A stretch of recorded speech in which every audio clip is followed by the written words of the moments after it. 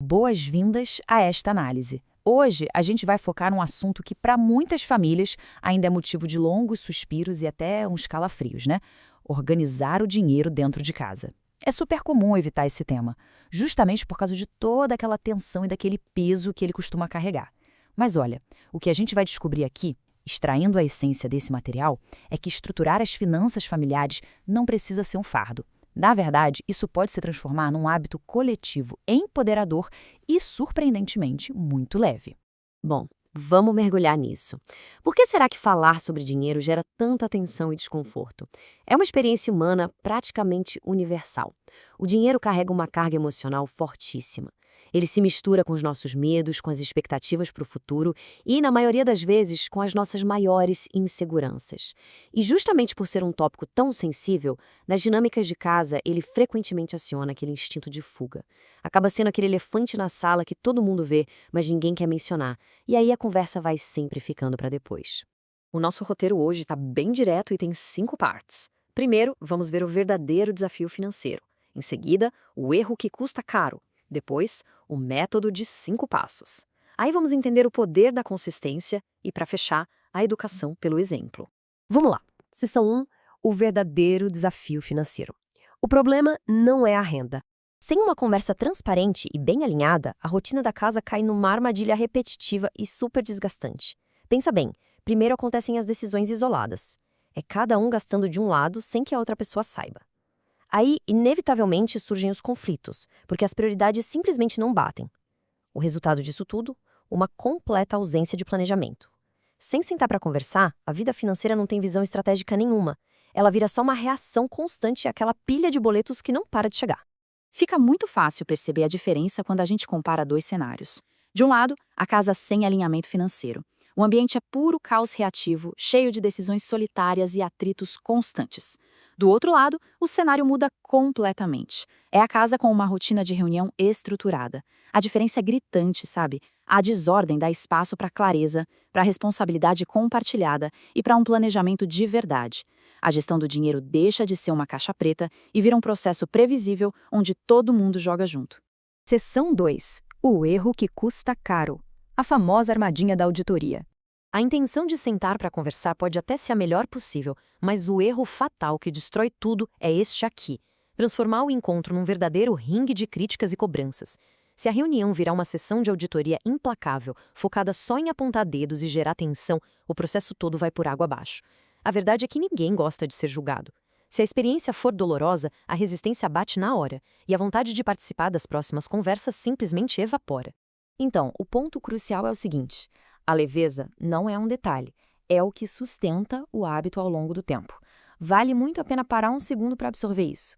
O clima da conversa não é um luxo opcional, ele é a base de tudo. Um ambiente positivo, focado em resolver os problemas em equipe, garante que todo mundo participe de coração aberto. É essa atmosfera mais leve que trata os tropeços como aprendizado e faz a rotina sobreviver de forma supernatural, mês após mês. Seguindo em frente. Seção 3. O método de 5 passos. Uma estrutura simples e prática. Essa é a espinha dorsal do método. São 5 passos que funcionam quase como um arco narrativo. Perfeito para ser aplicado, por exemplo, durante um café da manhã de domingo bem tranquilo. Olhem só a lógica da coisa. Comece pelo positivo, traga um resumo financeiro claro, defina ajustes práticos, planeje os próximos movimentos e termine com leveza. É uma sequência pensada estrategicamente para fluir sem nenhum estresse. Vamos dar uma olhada em como cada etapa funciona na prática? O passo 1 orienta sempre a começar pelo positivo. Antes mesmo de abrir qualquer planilha ou conferir a fatura do cartão, a regra de ouro é reconhecer as vitórias. Conseguiram dar aquela economizada no mercado? Tomaram alguma decisão boa durante a semana? Ou até bateram a meta de poupança? Começar a reunião assim baixa todas as guardas defensivas no mesmo segundo. A conversa entra no tom certo, criando um espaço onde deslizes são vistos como etapas de aprendizado e não como falhas imperdoáveis. Com o clima favorável, a gente entra no passo 2, o resumo financeiro.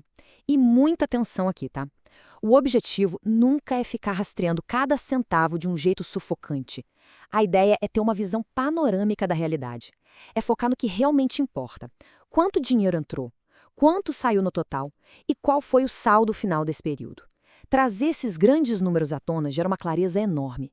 E para manter a família engajada, a simplicidade ganha de lavada de qualquer controle financeiro hipercomplexo. Agora, o que é realmente interessante nesta etapa é o foco inabalável no futuro. O passo 3 trata dos ajustes práticos e deixa o passado exatamente onde ele deve ficar, lá atrás. Em vez de gastar energia brigando por causa de uma compra ruim que já foi feita, o esforço vai todo para ações concretas dali para frente. O que dá para ajustar hoje? Tem algum gasto desnecessário que a gente pode cortar na semana que vem? Tem alguma assinatura de streaming que ninguém mais usa? É o momento de transformar a teoria em ação imediata. E aí a gente avança para o passo 4, que é planejar os próximos movimentos. Já sabemos como está o cenário atual e o que precisa de ajuste, então é hora de olhar para o horizonte. A gente precisa antecipar aquelas despesas que estão chegando, alinhar as metas de curto prazo e já definir qual valor vai direto para a poupança nesse ciclo. Mapear tudo isso em conjunto acaba de vez com aquela incerteza que tira o sono. O planejamento transforma o medo do desconhecido em um senso de direção compartilhado. Para amarrar toda essa estrutura, temos o indispensável passo 5, terminar com leveza. A maneira como a reunião acaba é o que vai ditar se ela vai acontecer de novo. Inserir um ritual positivo no final, tipo curtir o resto daquele café em família, bater papo sobre as próximas férias ou até sair para dar uma caminhada, associa esse cuidado com o dinheiro a um ambiente saudável. Essa ancoragem emocional é o que protege a rotina do desgaste e garante que todo mundo volte para a próxima rodada. Chegamos na seção 4, o poder da consistência. A frequência supera a perfeição.